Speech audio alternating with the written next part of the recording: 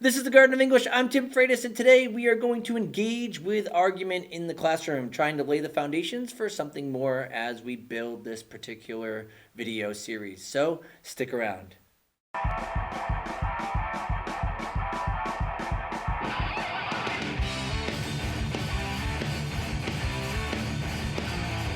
Okay, we are back after a bit of a hiatus where I was doing a lot of other work for a lot of other people, but it's good to be back. It's good to be talking about argument. And what we're going to do today is we are going to talk about, once again, how to engage with argument in the classroom so that we can have well-developed arguments and really think critically about how we can produce arguments that allow us to come off as being intellectual, but also sensitive towards the needs of our audience. And this is just an introductory type of unit for that. And so what I want to do here is this. I want to just give you this visual quickly for the foundation of an argument. It's a popular visual. It's been seen a lot. There are different ways to depict this, right? But basically, you have an argument, and arguments are supported by supporting claims, and they're supported by evidence and commentary.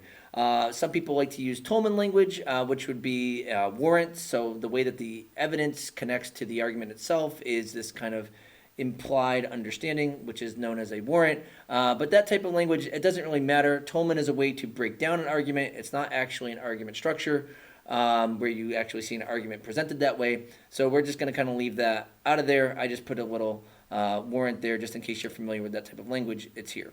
Now, the only reason why I have this visual up here for just a minute is because we need to realize that if we just argue claims in arguments, then we're really not doing the right thing because we're not going to get anywhere. If somebody says, hey, you're a jerk, and the other person responds, no, I'm not a jerk, and that's really all they keep saying to each other, yes, you are, no, you're not, we're going to have a typical, schoolyard fight. Or what we would call typical politics in our country. And the reason why is because very often people do not engage with where argument has to go. And you'll notice that on the screen here, I do have some columns that support the argument itself. The truth is that in order to fight a strong argument or to produce a strong argument or produce a strong argument in response to somebody else, you really need to make sure that you have strong evidence and commentary that relates it to your argument, or that if you're actually arguing against somebody else's claims, you can destroy their evidence and or their reasoning that correlates their evidence with their claim. And the reason why is because even if you can't defeat the entire argument, if you take out one of these columns, you'll notice that this black line on the top here, that is the argument and the claim as a whole, will not be able to stand without one of these columns. So now imagine an argument that's well supported with 15 columns. Even if one of them will crumble, then if this were actually kind of like a bridge, then at least that section of the bridge would crumble and it would become weaker and therefore less effective. So over the next few weeks, we're going to talk about how do we produce these kind of crumble-proof arguments as we correlate our evidence with our claims and provide commentary to do so. But what I want to do is this. When I introduce argument in my classroom, one of the places that I begin is with life's most important questions. And life's most important questions can be found in my cat picture, my cereal picture, and is my hot dog a sandwich picture. Now, you might say these things are ridiculous. However, these conversations are great to have. And I encourage you to think about where you fit on these as well. And I will actually give you the answers to these questions before our time is done here today. But the first one up here on the left is, how should a cat wear pants? Is cereal soup? Is a hot dog a sandwich? And the reason why I introduce things here is because in order to actually answer these questions, right, I'll ask my students, right, what's your initial response, yes or no? And so the kids will have a claim, but then I let them kind of argue it out in my classroom, and it's really nice because right away they go right into defining the characteristics of soup or the characteristics of what a hot dog is or what a sandwich is or the characteristics of what pants need to do in order to be called pants. And that helps kids notice that a lot of times in argument we need to define our terms. In fact, most of the time when we are arguing with somebody and we can't come to a consensus, it's because we're not talking about the same thing. If someone says you don't care about me and the other person says yes I do, you might be defining care in different ways. So if you provide evidence that supports your definition, but that does not support the definition of the other person that you're arguing with, then you're not actually talking about the same thing, even though you're both using the word care. So this is a great way to exercise knowing that in argument, the first thing that needs to be done is that terms need to be defined, because then at least, even if I disagree with the definition of somebody else's term, let's say it's an argument about caring for another person, and I'm like, no, care isn't when you blank, it's blank.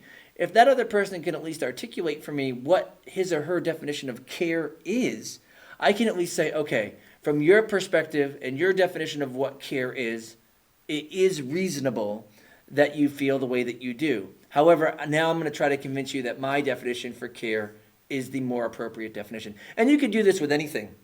A lot of hotly contentious issues that we talk about even in politics nowadays do come down to just not defining the same terms, right? What is a human right? What is a right to life? What is the definition of marriage? All of these things need to be agreed upon in order for people to figure it out. Or we have to at least agree that we have different definitions and then say, okay, we're going to have to agree to disagree because we don't define the same terms the same way. And at that point, you can actually have a less contentious argument, because you could say, okay, because you define your terms this way, I can understand your point of view. Because I define it this way, you can understand my point of view, and we can realize that we're just not going to agree on that. And that's okay. The problem is that when we try to force somebody to agree with our definition, and then that person does not agree and cannot or will not agree, we then allow that to then continue our argument that we're still right and they're still wrong. We don't want that. We want to be able to say, okay, let's agree to disagree. And once again, we don't really have the best public models to do that, unfortunately. So that's why we have AP Lang class to fix that. And these questions right here will help. And like I said, I will give you the right answers at the end of the day, or at the end of our time here. So what do I do after I deal with life's most important questions in my classroom? We talk about this. I show kids how they go straight to defining the parameters. They then offer excellent evidence. And at no point did the kids actually typically then say, after their first claim of yes, it's soup, or no, it's not, or cats wear pants as B instead of A, or no, the hot dog's not a sandwich, almost never do they fight that with their peers. What they do is they justify their definitions, and they have examples, and they explain how their examples relate to the qualities of what a sandwich actually entails. And that's where the arguments need to lie, and that's why we want to show these to kids. And this is a really fun way to do this, right? Define your terms, find your examples that match with your terms, and then move into supporting your argument even more. Interestingly enough, a lot of times in these debates, kids also choose not to change their mind even when they recognize that their evidence or commentary is unreasonable. And that's another great moment that's extremely teachable in class, because as human beings, we care so much about our pride. Sometimes even when we notice things are unreasonable in terms of the evidence or the commentary, we still don't change. Why? Folks, change is a good thing. Change means that you're human. It's okay to do so, right? So if you have this kind of argument, even with yourself or in your classroom, right, or with your peers, please know it's okay to change your mind if something is indeed more reasonable, with better evidence and a better correlation of the evidence with the claim. So I will even talk to you about how I changed my mind even this year when a student gave me really good evidence. So that's that. So that's how that's one way to engage with audience to begin your kind of unit here. It's really fun. It sets the parameters and it gets kids thinking critically. Now, because we talk about definitions and because we talk about evidence and commentary, we do want kids to start thinking about complexity here. And it's interesting because those questions might seem pretty simple, but as kids start thinking about what makes a sandwich, or what makes soup, or not soup, or how cats should wear pants, they actually start getting into complex elements. But I want them to also learn to get serious with this. So that brings me to the next step of what I typically do, although I did not do this year just for the sake of time. But what I'll typically do is I'll go into then asking these questions here. And I'll just say, just write about this. Now, I have not taught about picking evidence yet. I've not talked about how to organize full essays and whatnot. But I will ask for a paragraph that answers either option 1 or option 2. And the first option is, do you love justice? Option 2 is, do you love your adult, right? That'd be your parent or your guardian, right? But the part that's not optional is the proving it. And the reason why is because I want kids to start recognizing elements of complexity. Now, if you look at question 1, typically I tell kids, go with your gut on this one. And the answer is typically yes. And then for option 2, go with your gut on this one, and the answer is typically yes. But when I get to the part that's not optional, which is prove it, that's when things get dicey. So I let the kids write this out, and then all of a sudden when we talk about do you love justice for the kids that did, I'll say, good, what's your evidence? And almost always, kids provide evidence that relates to other people. When my brother got in trouble for blank, or when this kid got in trouble for blank, or when that person was punished with prison time for blank. And then I typically have to point out, why didn't you talk about yourself if you love justice? When justice is executed on you, when you have consequence for your misdemeanor. And a lot of times I can get kids to recognize that they kind of love justice for other people when they see it, but for themselves they want mercy. And then I ask the question, well, then why don't you treat other people that way? If you know that you prefer mercy in those circumstances, why don't we treat other people more mercifully? But instead we say we love justice when we see it executed upon them. And now notice how things become incredibly complex just with a quick conversation. Because the thesis then turns into, although I as a person love justice, it seems as though it only happens when I notice that it works out on other people. But for me, I love mercy more. Wow, that becomes incredibly complex. And all we had to do was just ask this quick little question. And I tell kids, we need to get arguments to be complex like this, where we realize that this isn't just about justice, that in order to fully understand justice, we have to understand mercy. Or in order to fully understand mercy, we have to understand justice, and they kind of are paired together. If we look at this one about loving your parent and guardian, the same type of thing shows up, because kids typically talk about the things that they do for their parents. I do my chores, I try to, say hi and greet them and be respectful, but then they don't list out all those times when they're defiant, when they're consistently defiant, or when they're selfish, or when they just expect things. And I'm like, guys, why didn't you list any of that? And then I say, how much of that is actually what you do, or talk about your parents behind their back? How much of that is more about what you do in your life, and yet you only focused on those good parts to say that you do love them? And now let's look at the complexity here. The kids can produce a new thesis. Although not all of my actions suggest that I love my parents and am fully sacrificial in relation to how I view them, I do love them because the most important elements of my life dictate that. What a much stronger, more complex thesis. But I'm using these quick questions here and how kids typically quickly emotionally respond to them to then say, wait a second, can we look for more evidence and then identify the complexities here? And this allows us to then springboard into the kind of arguments that we're going to write in class, where we try to say, all right, what's our initial response? And then how are we going to use our evidence and our want to prove this and define things to make this a bit more complex, because we do want to have complex arguments in AP Lang.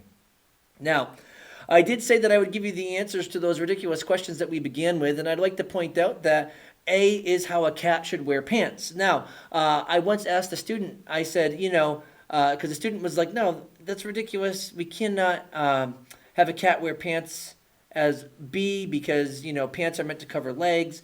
And I was like, whoa. Pants are a human thing. So why can't we say it's B? Because we're putting our human characteristics onto the cat. And if we say covering legs, then B does that, right? And it's not just the back part of those legs. And that student looked at me and said, you're absolutely right.